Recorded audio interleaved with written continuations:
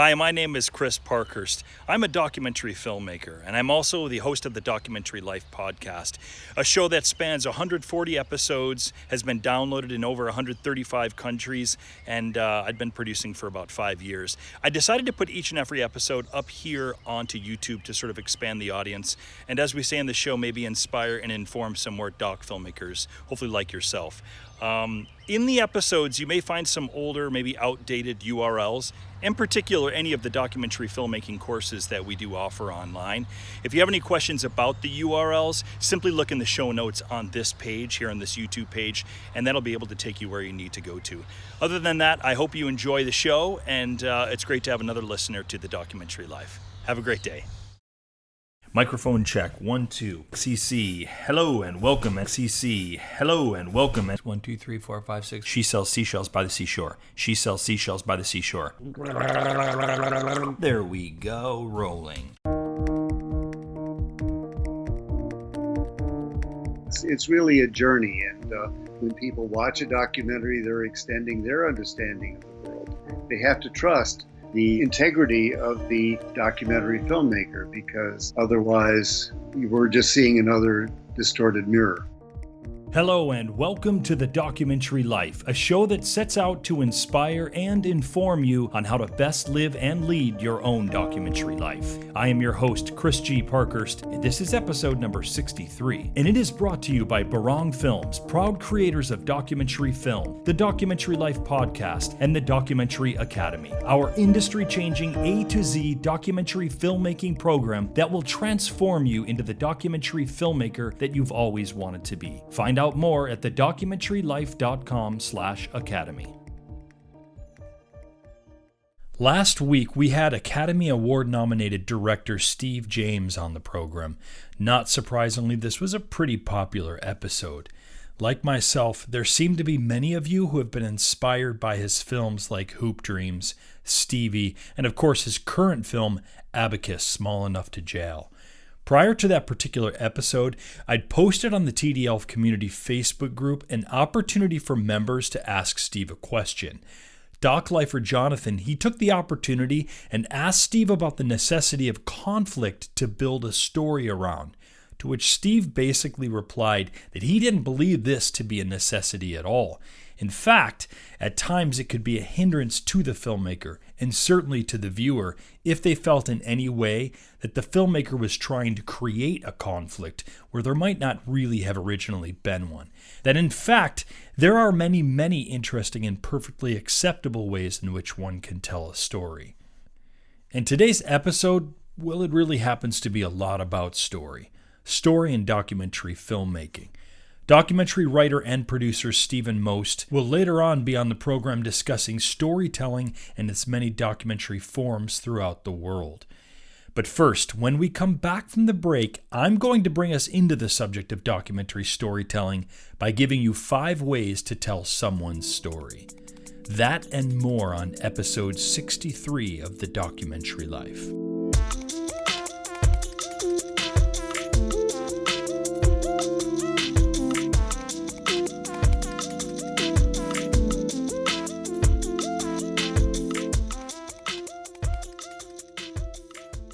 Hey everyone, I have a request to make.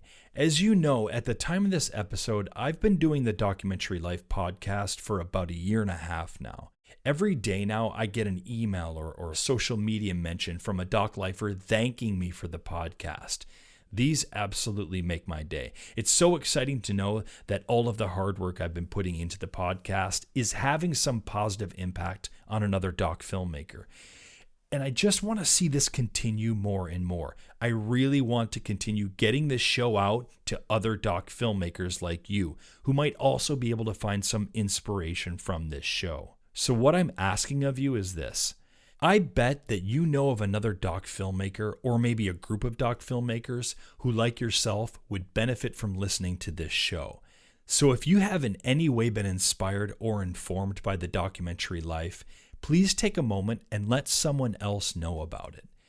Pick a favorite moment or a favorite episode and share it on Facebook, Twitter, Instagram, or any other social media platform. Write how the show has benefited your doc life. provide a link to the show, and tag both your friend and I in that post. Or if you wanted to email someone, you can do the same thing. Or even word of mouth is great too. Tell someone about the show and how it might be a great fit for them as well. I really believe that this show is doing some valuable and positive things out in the world. And so I'd like to see more doc filmmakers such as yourself benefiting from it. So any kind of mention or share from you would be immensely appreciated. Thank you for helping me out and taking a minute to do this.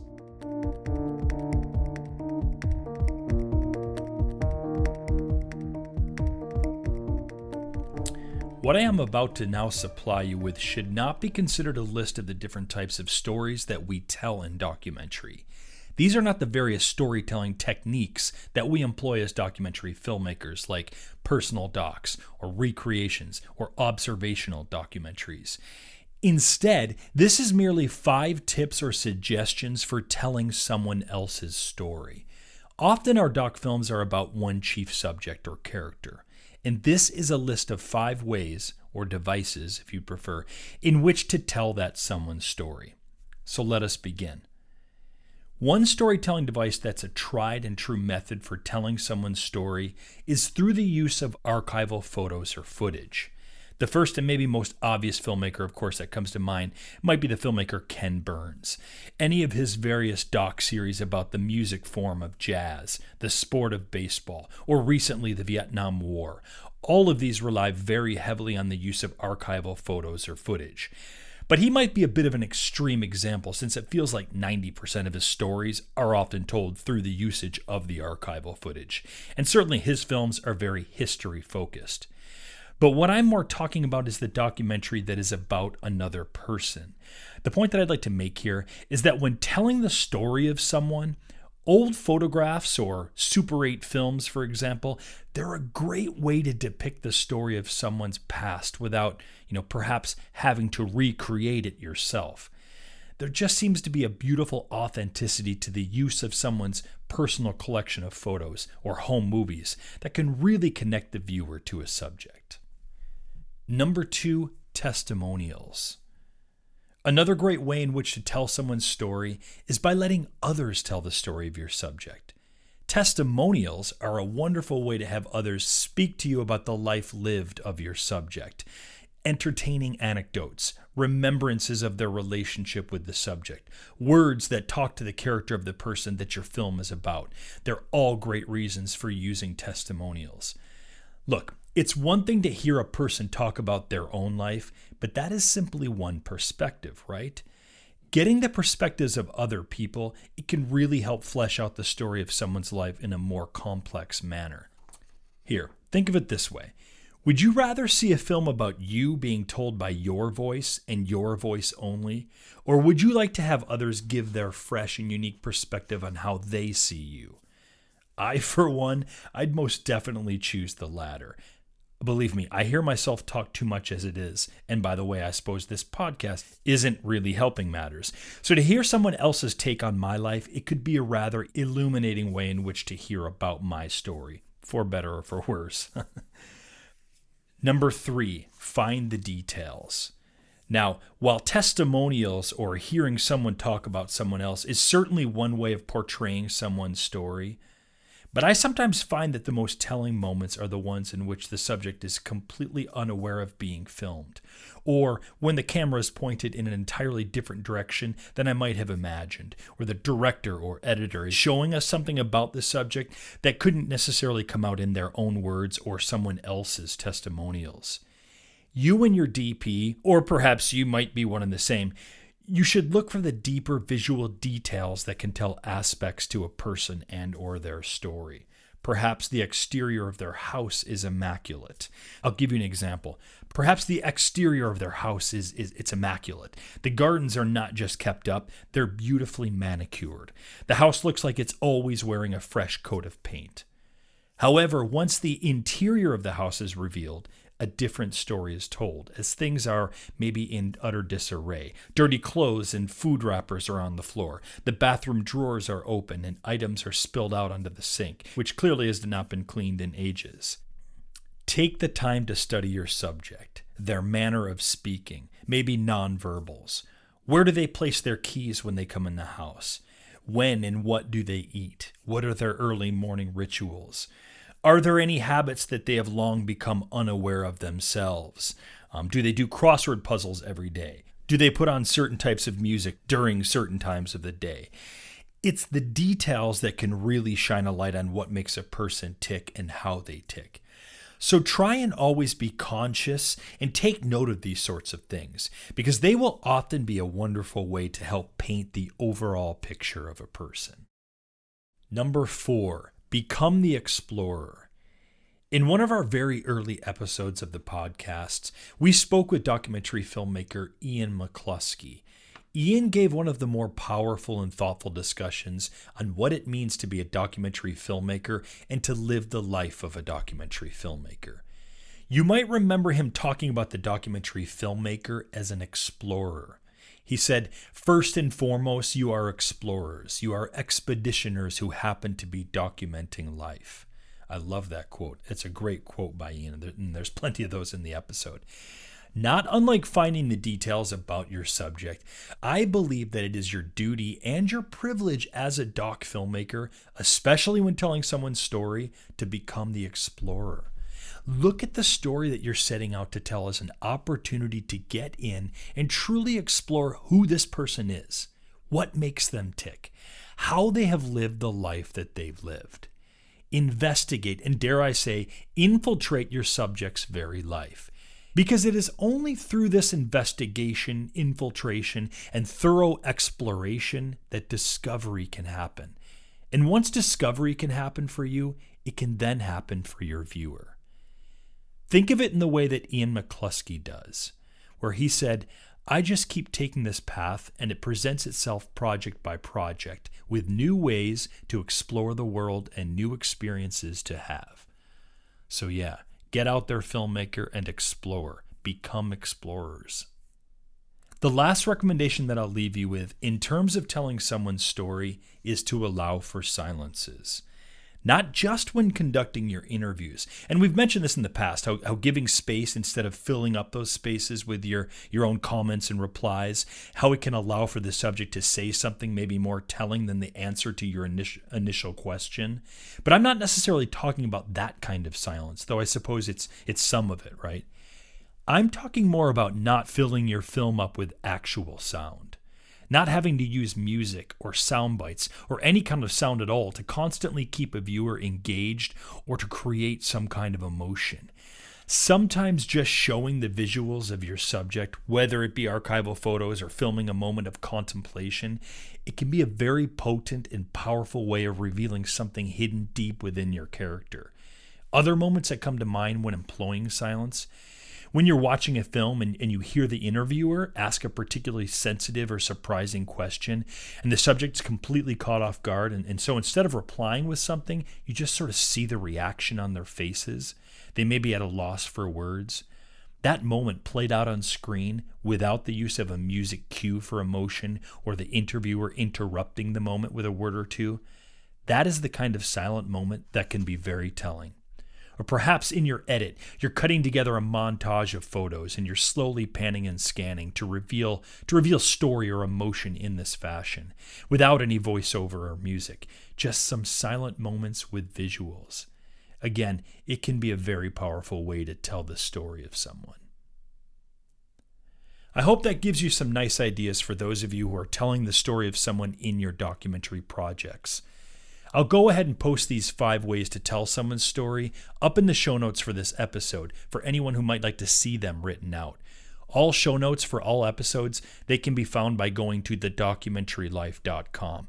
I like to often put up links to examples that I talk about in my segments, or put up trailers, or sometimes even full documentary films from guests that we have on the show. If there's music that's played in the show or books that are referenced, I try and post these in the show notes as well. Show notes are basically a great supplement to episodes of the podcasts, so I'd encourage you to make that a regular part of listening to The Documentary Life. Next up, we'll sit down with 4-time Academy Award writer and producer Stephen Most, and now author of the book Stories from the World, Reflections on Storytelling and the Art of the Documentary. And he will be taking us through the world of storytelling as a documentary filmmaker.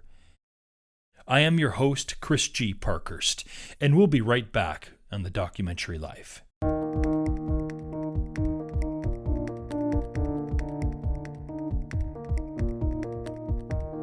Okay, hands up. Who here is living a documentary life?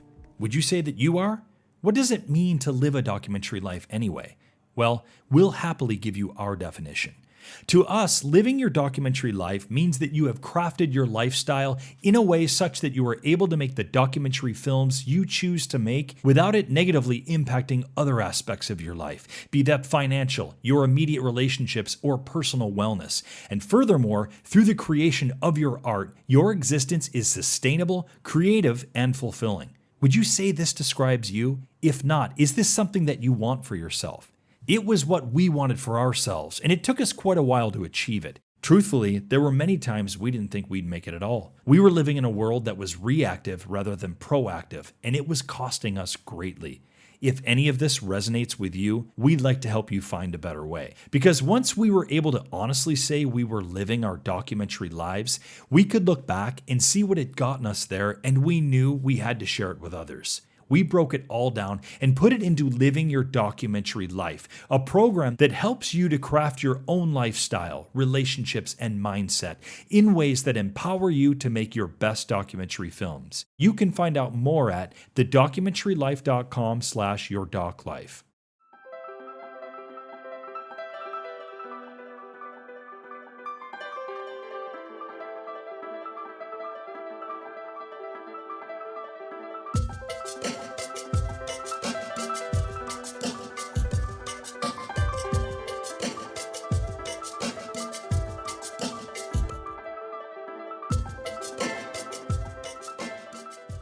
I'm honored to have documentary writer and producer Stephen Most with us today. Stephen, it's a pleasure to have you. I'm excited to have this conversation. It's my pleasure, Chris. Thank you so much for having me on the podcast. Absolutely. Stephen, I'd like to quickly read a brief bio. Stephen Most writes plays, books, and documentary screenplays. He is the writer or contributing writer of 4 Academy Award-nominated films and writer-producer of River of Renewal, which won a Best Documentary Award at the American Indian Film Festival. Now, Stephen, normally what I'll do with a guest is I would in a sort of linear fashion, I would start with, hey, let's talk about your background. Let's find out where documentary film happened for you. But I feel like with you, I'd like to try something a little bit different, maybe a different approach, not unlike what you've done with your recent book, Stories Make the World. I'd like to take a sort of nonlinear approach to this conversation, so we'll jump around in time a bit. I think the first thing that I'd love to ask you about with this release of your recent book, let's talk about the title. It is not stories from the world, which would kind of make sense for in a documentary sort of way, or for documentary filmmakers. Instead, it is stories make the world.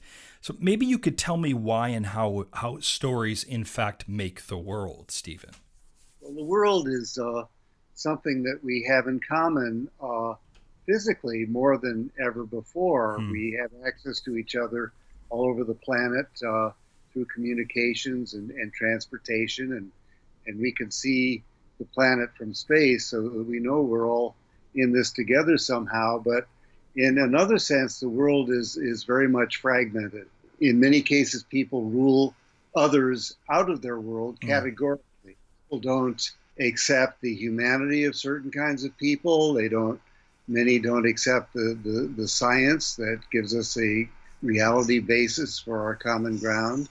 So it's really the stories that we tell in which we express who we are that give us a basis for understanding each other across these divides. And the second part of the title is Reflections on Storytelling and the Art of the Documentary.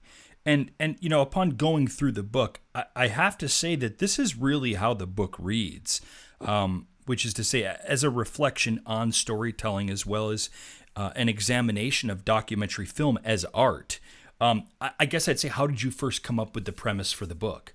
I've been very fortunate to know great storytellers in a great variety of contexts.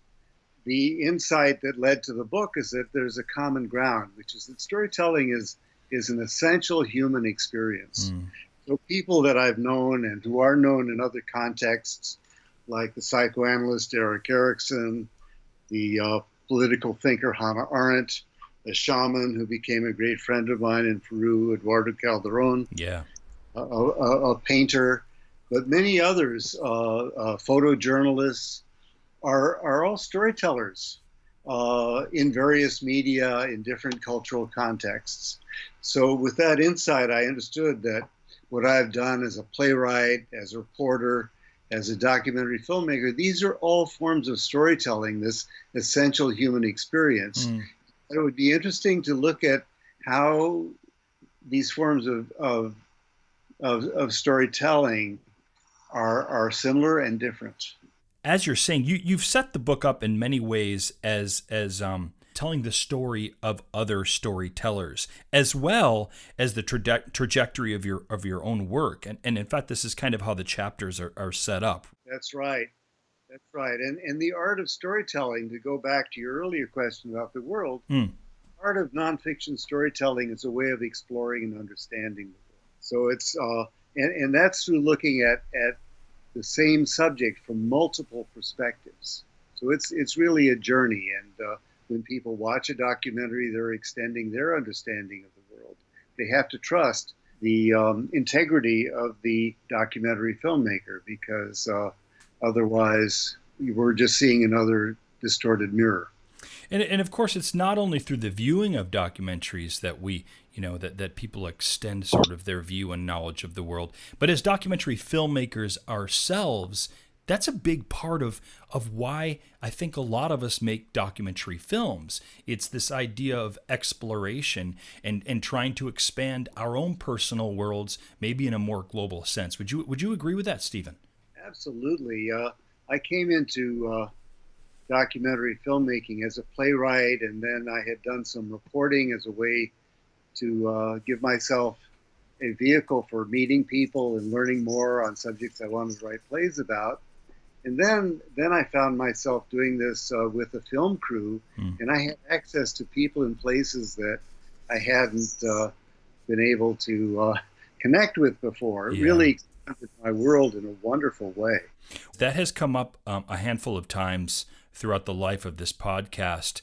I have listeners who are currently work or did work in the TV news industry, including myself. And part of what really kind of moved us forward into documentary filmmaking was being able to further and much more deeply explore in a complex way the stories of people. Of course, with TV news, it's a very brief news piece, and I always felt.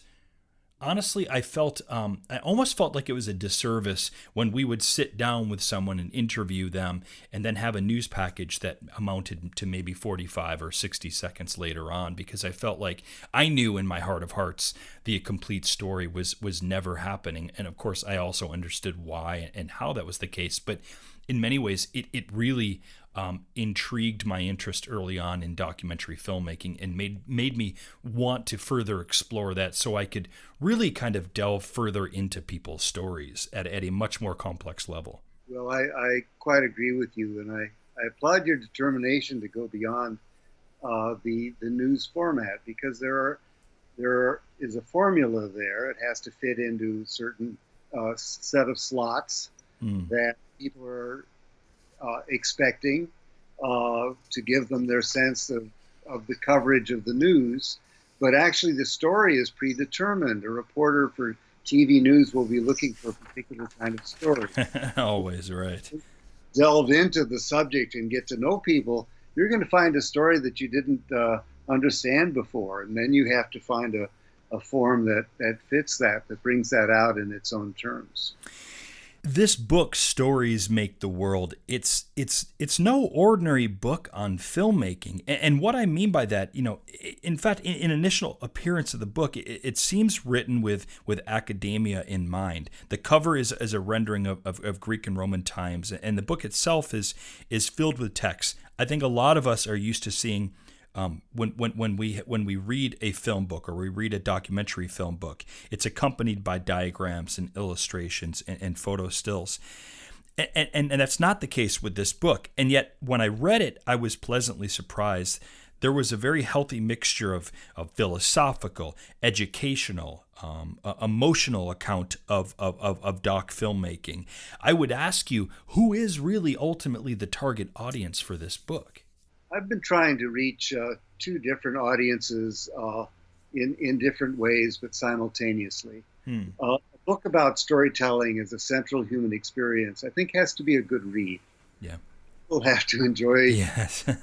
stories. I have to write in an engaging way that makes people want to understand the subjects that I'm writing about, just as I do as a documentary filmmaker. So, to a certain extent, I've written a book for the general audience. I'd like people to pick it up in bookstores and start reading. Also, people who are concerned about the terrible information environment and the disinformation that we're all exposed to. Oh boy. This is something that concerns all of us. So there's, I think, a broad general audience that I would like to reach and that I try to reach when I go to bookstores and universities. But at the same time, I'd like my experience working on documentary films to be accessible to filmmakers, to film students. And I've done that.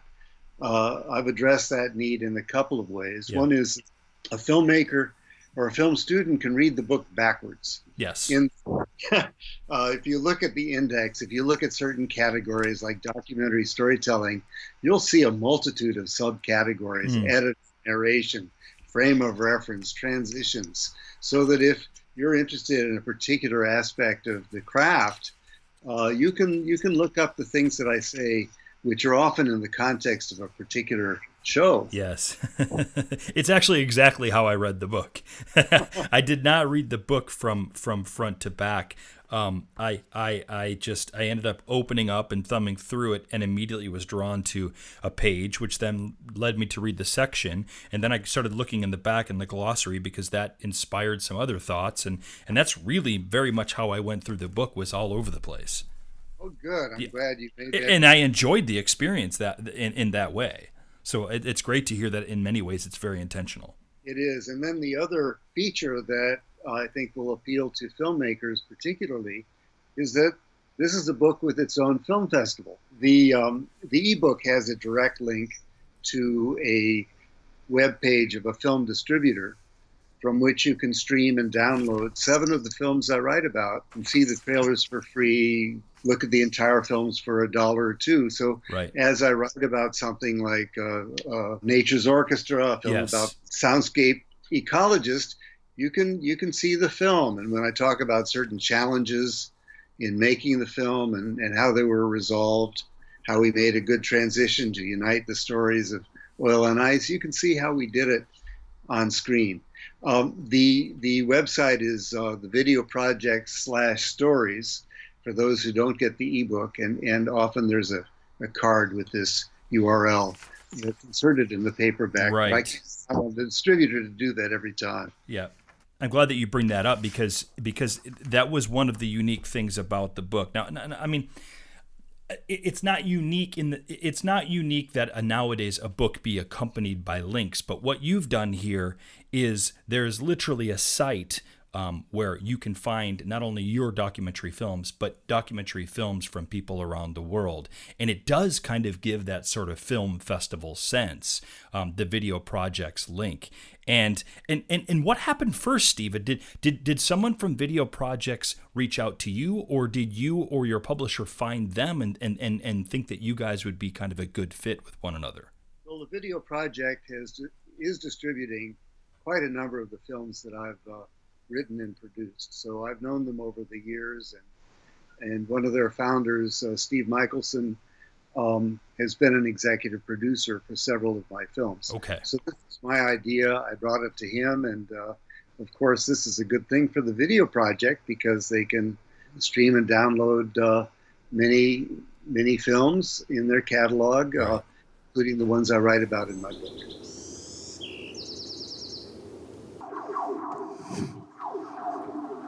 Anybody want to guess what's happening here? What's happening with the ice on Timber Lake is it's springtime, almost summer. And so the ice is beginning to crack. And when the ice cracks and expands, it creates that kind of sound.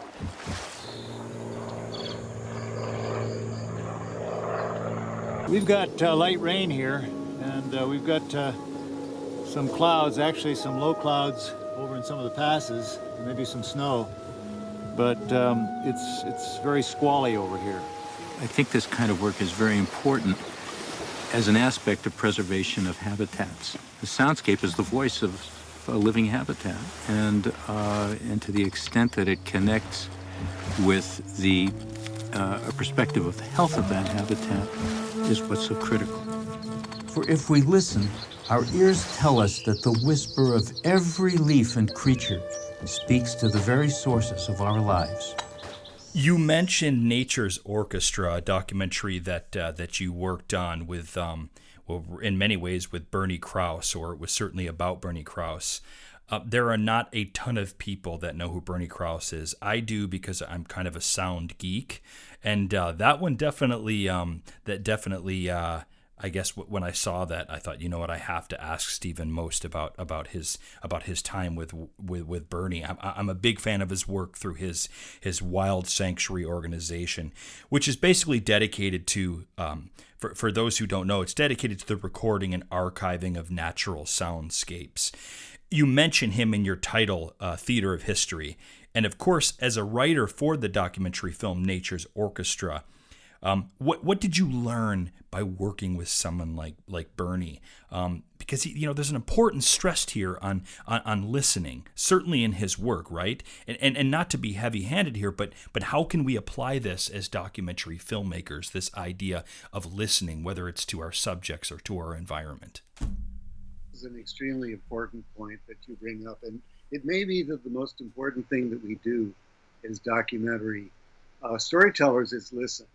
We really need to listen to people to give them the confidence to tell their story, rather than present them with a pre-selected set of questions that we would ask anyone.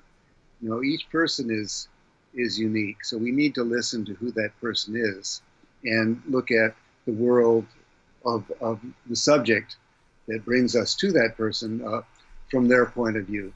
So listening is all important. The other way I would answer your question is that documentary film is a visual medium, and it has a lot of power because the evidence of our eyes is so compelling. But the dimension of sound is all important. Getting good sound recording so that we can hear people, can hear the environment. This is extremely important, often on a subliminal level. And Bernie is someone who has always had bad eyesight. He's an oral person. He's a musician. Right. He was one of the Weavers. He took Pete Seeger's place. Yes. The Weavers, and then he had a career in music, writing. Introducing the Moog synthesizer to that's right. performers, George Harrison and others, writing scores for films and using the synthesizer. He was very successful, but he really hated the business. A lot of jokes in the music business, as you might imagine. Yeah, it makes sense. And here's somebody who loved the outdoors, who was in studios all the time. So when somebody told him, well, how about making an album based on ecology, that was a new word to him. Yeah. He went outdoors with a great headset and a good microphone and started listening to natural sounds, and that really opened up a world for him. He became a scientist. He traveled to every part of this planet. He assembled an archive of tens of thousands of sounds, and he made a major scientific discovery. As a musician, he had a job recording a soundscape in a waterhole in Kenya. And he was in a tent while the hyenas and all sorts of birds were vocalizing around him. And it sounded to him like a symphony. When he looked at the spectrogram, he realized that all of these animals that had evolved together for millions of years in this place were making sounds in distinct frequency niches so they could hear each other. Right. And so most people think about nature sounds as recording a particular bird. You collect sounds of birds just as bird watchers collect, a list of the birds they've seen. Really what Bernie has done is record soundscapes, the ecology of sound in various places. And this is a very rich source of information. It's also a great way to teach ecology, because you could see in one image on a spectrogram the whole range of sounds that come from the place. It makes me think of the sound person on set because sound people always seem to have like a smirk on their face. Like they know something that the rest of the crew doesn't. And when you think about it, they're kind of back there mixing sound. They hear everything. They could perform their job with their eyes closed. And it's very much if you go out with a microphone and you wear a pair of headsets and you just point your shotgun in certain directions, it's amazing it's amazing the sounds that you hear that have always been there that you don't really realize until you put a microphone to it or you focus your mind on it. And it's very applicable to what we're talking about here in many ways, in particular for filmmakers, because when we sit down to put our films together, it's sound that really shapes emotion and really shapes stories in the edit room. And I think a lot of us, it's easy to kind of forget that. It's easy to forget that and really focus simply on the video, because that's what we see in front of us. But audio is something that we talk about and stress a lot here on the program because of the power of storytelling through oral presentation. That's right. We see across a distance. There's a kind of coldness to just a visual sense of what is before us. But sound literally gets inside our bodies, and it's very, very intimate in ways that go beyond our rational mind. And I think that when we listen to birds, to wildlife as we walk, or hear the wind in the leaves, it gives us an intimate sense of being in a place that just seeing doesn't provide. So my wife is an audio producer, and she insists that we get good sound, that I bring a sound recordist with the film crew. And yes. And she's entirely right. She is entirely right. Absolutely. Stephen, something that was always, and this is moving on to another subject that's in the book, something that was always sort of journalism 101 when I was in university, and certainly nowadays seems more relevant than ever, is subjectivity and objectivity. In doc filmmaking, we have to think about our approach in a similar fashion as journalism, only it's with terms like impartiality and objectivity. I'd like to read something that you wrote in the introduction of your book that is about this. You wrote, "Impartiality is not the same as objectivity, a standard mistakenly applied in judging documentaries. Like the storyteller whose lives I portray, and in contrast both to writers of fiction who have no commitment to factuality and to reporters whose story's primary purpose is to impart information, I choose subjects I find meaningful. Objectivity implies the absence of personal interest. Impartiality results from a journey that, from the beginning, it matters to the writer, filmmaker, or other teller of tales, then moves beyond personal interest toward a horizon that interests the public at large." I love that. It's a great part of your introduction. And I would ask you, Stephen, how should we be approaching our docs with impartiality and objectivity in mind? Well, first of all, we care about the subjects we make films about. We're partial to learning about, let's say, the Arctic National Wildlife Refuge. We might want to make a film about a hero of ours. Somebody I respect greatly, like Bernie Krause. But at the same time, one has to go beyond one's personal perspective, because not everybody's going to feel the way that I do. And what if my personal hero let's say Lance Armstrong, turns out to have been doping his way to success and lying to everybody in the process, which, so one has to be impartial in the sense that a scientist is impartial. A scientist will have a thesis, theory, and try to have experiments to determine whether it's correct or not. And what a scientist will do is try to prove that this is not the case in every possible. It has to withstand every test in order to be recognized as valid. This is the same thing in a court case. Yes, there's going to be a defendant. There's going to be some charge of wrongdoing, but all the evidence available is going to be brought to bear to see whether this charge is valid or not. So, being impartial doesn't mean that we don't have a personal stake in our story. Whereas objectivity suggests that this is the truth and there's nothing to be said about it. It's sort of necessity. It determines, and that's where the voice of God kind of narration that I find so offensive comes in. Yes. I like the discovery. You think something, you find something else out, and gradually a bigger picture emerges that is valid. It may not be the truth, because you can explore subjects from different perspectives and find different things out, but it's valid. It's based on valid evidence, and it's based on having gone through all of the challenges that might prove things what you'd like to put forward to be wrong.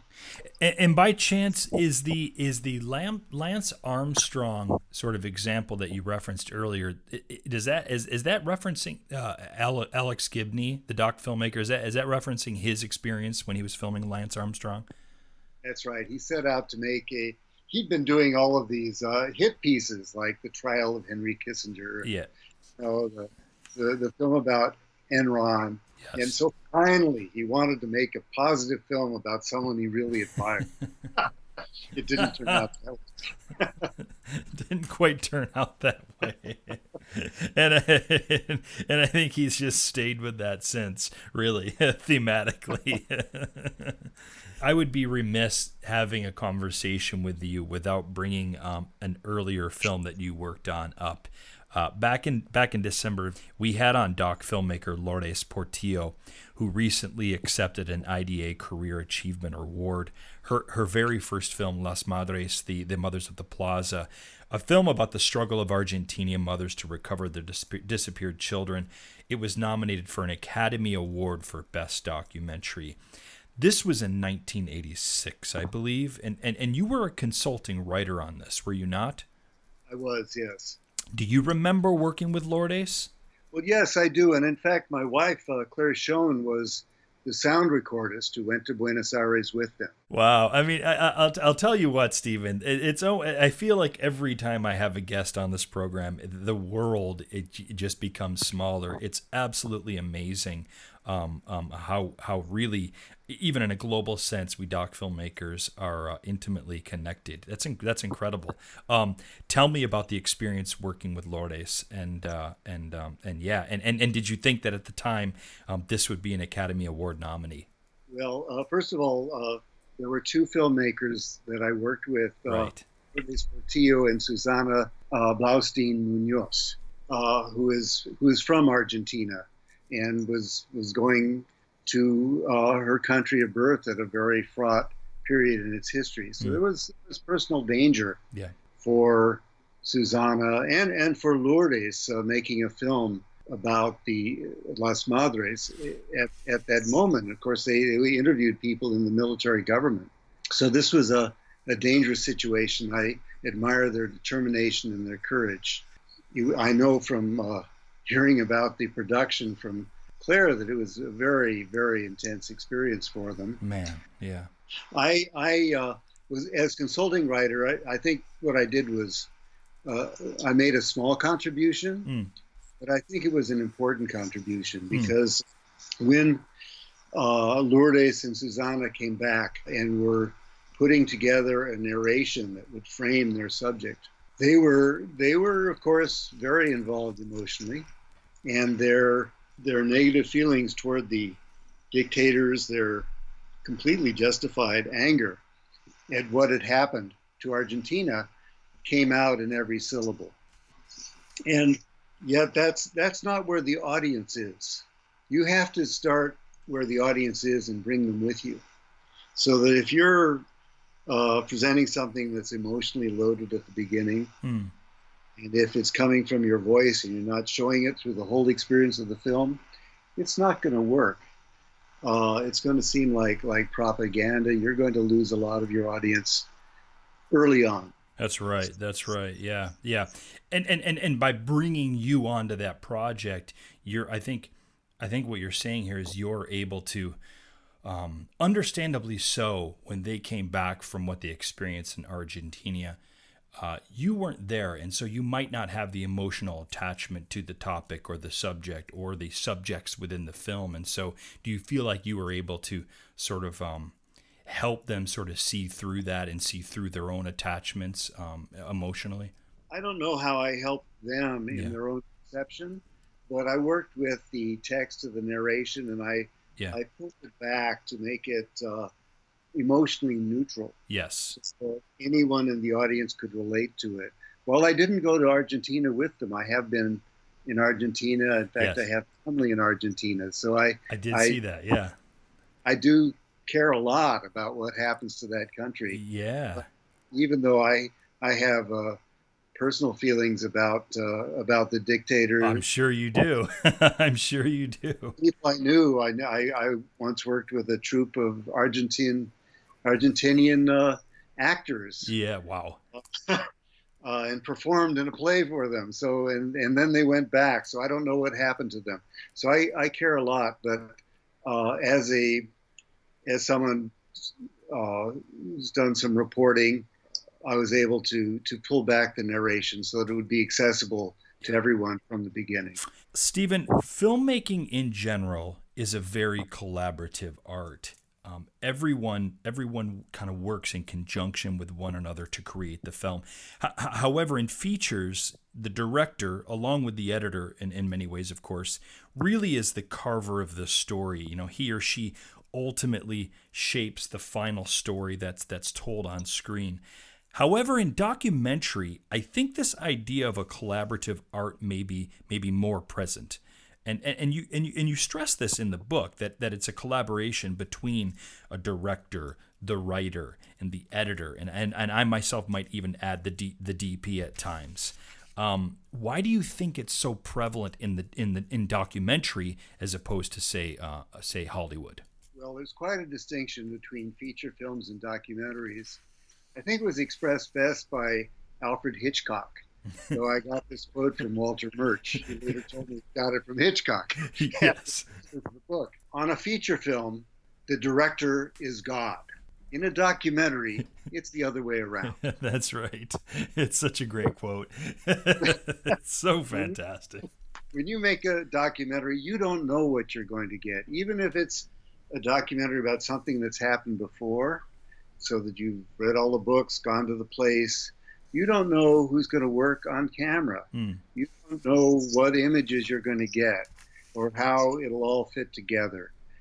There are many unknowns. And then when you're doing a documentary about a story that is unfolding, I Am, a film about wildfires and climate change. Yes. You just don't have any idea what you'll have to deal with when the film is complete. Oh, boy.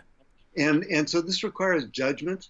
It requires, I think, conversation between people who all want to make a good film but have different perspectives, different understanding, different kinds of knowledge, just as members of our audience will be coming from very different places as they look at the film. We're really looking at the world from multiple perspectives in making a documentary. We have to make many judgments about what is important, how things fit together. And I always like to work with people who have different kinds of knowledge, different forms of expertise. If they're not filmmakers, I'll bring in, for example, an expert, a scientist, or a historian. Make sure that we've got it right, because I don't believe that one documentary filmmaker necessarily has command of the subject as it needs to be understood. Yeah, that's absolutely. I think probably a lot of us do that in many ways. I think it's a great way to approach your documentary filmmaking. Absolutely.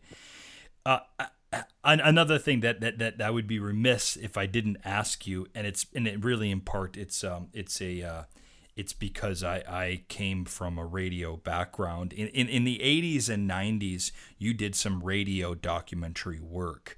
I would love to hear, Stephen, about your involvement in this and how perhaps, it may have set you up, this radio storytelling or radio doc storytelling, how this may have set you up for success with your doc film work later on. Well, as I mentioned, my wife, Claire Schoen, is an audio producer. Yes. I met her. She was a documentary filmmaker. She worked with a film crew, an independent film crew, and she focused on sound. And then when our first child was born, she figured that she could focus on the sound and make audio documentaries on their own. I've learned a tremendous amount from Claire. Part of it is just the craft of producing a program. That's very difficult. It wasn't part of my DNA. There's many different kinds of work involved in producing work. Yes.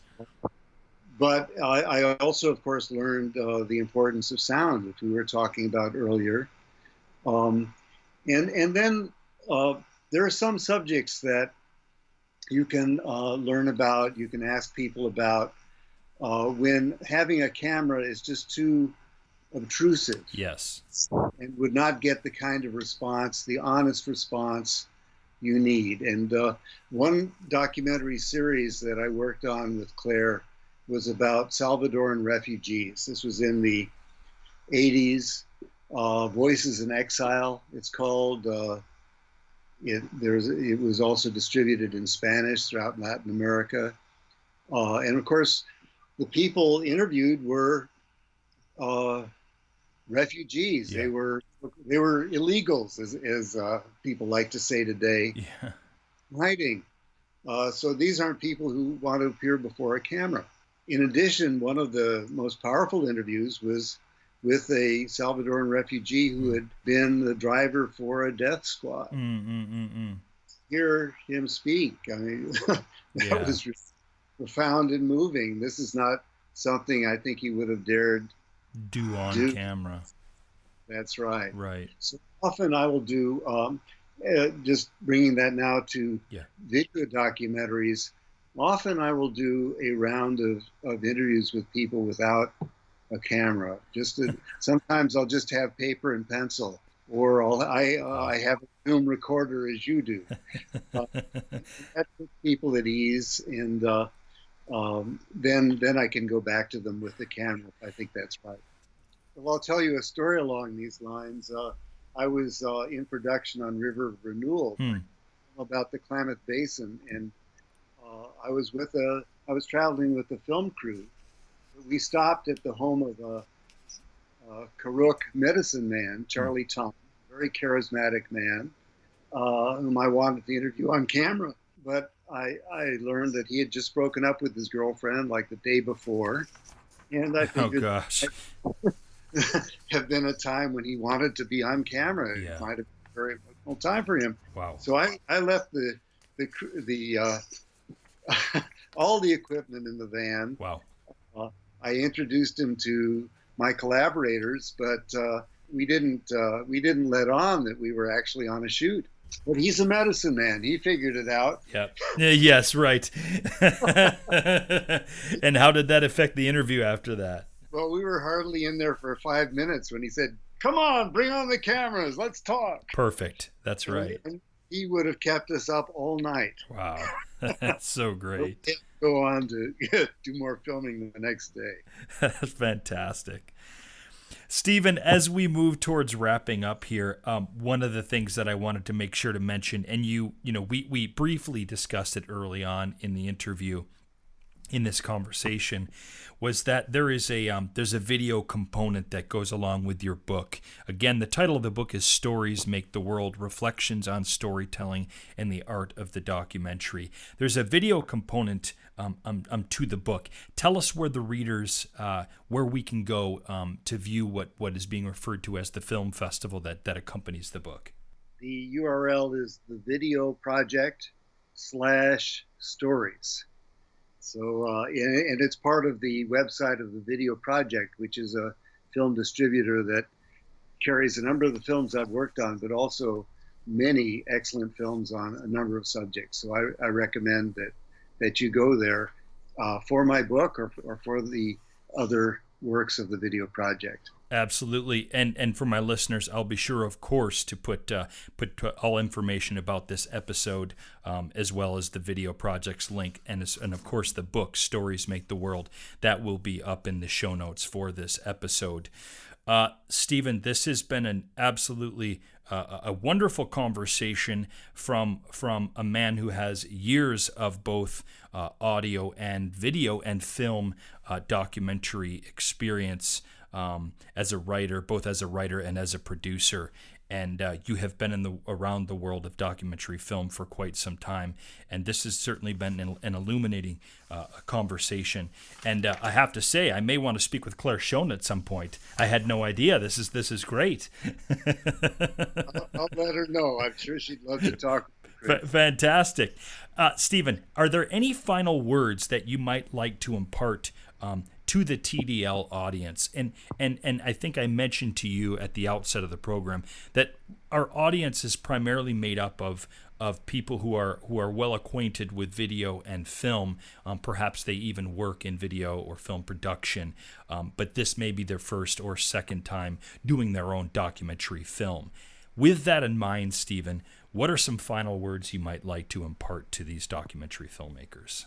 I would like filmmakers around the world to know that our information media are evolving, and to keep your eye on that, because there may be new forms to follow through that will allow you to get your work into the public eye as it could not before. Filmmakers used to have all sorts of bottlenecks. We had to go to the program selection people at a few stations. We weren't able to reach people directly. Now, of course, we have the resources of the internet. We can go to YouTube, we can stream and download. But also remember that at certain moments when crises are occurring, the Arab Spring, for example, we're uploading YouTubes and we were able to follow things in real time. Well, a story that we might want to tell that has a beginning, middle, and end is something that we could follow using documentary skills in real time. Right. Finding people who can give us videos of what's going on, finding people who can comment on those things so that we can really make them available to viewers as this event is occurring, building our audience base before we put it into a final form as a documentary story. I've been speaking with Stephen Most, the author of Stories Make the World: Reflections on Storytelling and the Art of the Documentary. Stephen, thank you so much for being on The Documentary Life. It's been quite an honor. Thank you so much, Chris. It's been an honor and a pleasure.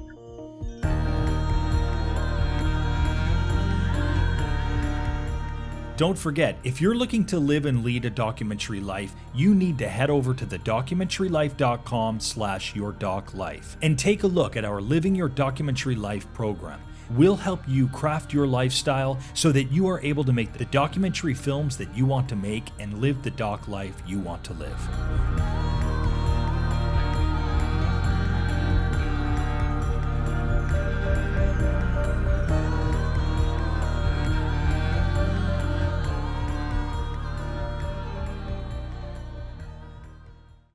Thanks again for listening to the show, and remember to like and subscribe to this channel. Also, remember, for any of the URLs that may or may not be outdated and you want to get the most up-to-date information, perhaps for the documentary filmmaking courses, for the blog, for other episodes, just go ahead and check in the show notes below on this YouTube page, and that'll give you the correct URLs to use. Thanks again. Have a great day.